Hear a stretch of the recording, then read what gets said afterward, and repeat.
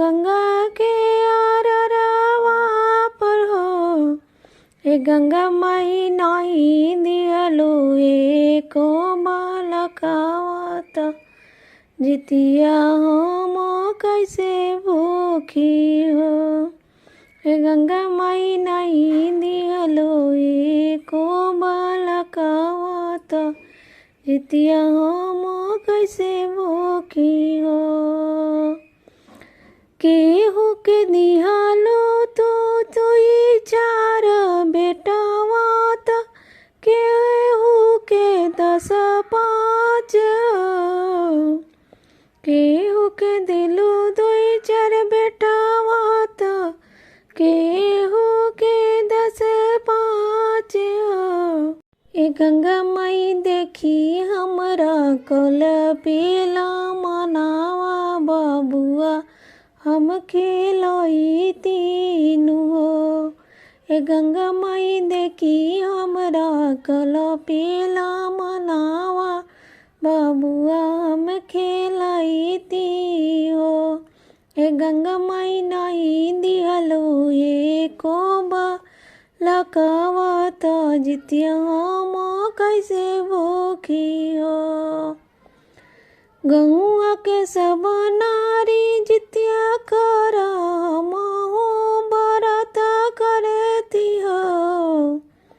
गौआ के सब नारी जितिया करे हमहू व्रत करती हो। ए गंगा माई हमारा के मन बड़ी करे त हमहू जुतिया मुखती हो। ए गंगा माई हमारा के मन बड़ी करे त हमहू जुतिया मुखती हो। ए गंगा माई नहीं दिहलो एको बालकावा त कैसे हम जुतिया करी हो। बाजिन के पुकार सुनी माई आवेली हथवा घुमावेली हो। बाजिन के पुकार सुनी माई आवेली हथवा घुमावेली हो। तिवाई नैना लोर तू पोछक तो के बालक देबो।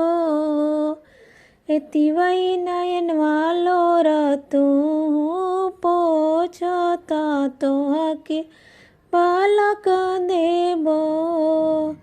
चुप का तिवाई नयनवा लोर पोछानो। ए तिवाई गोदी देबो बालका के तोहके त जुतिया पूजे करिया हो। ए तिवाई गोदी में देबो बालका त द्वितीया व्रत करिया हो। बिलख बिलख रवे बजनिया त गंगा के आरा। ए गंगा माई हमके नहीं दिलू एक बालकावा त जितिया हम कैसे करी हो।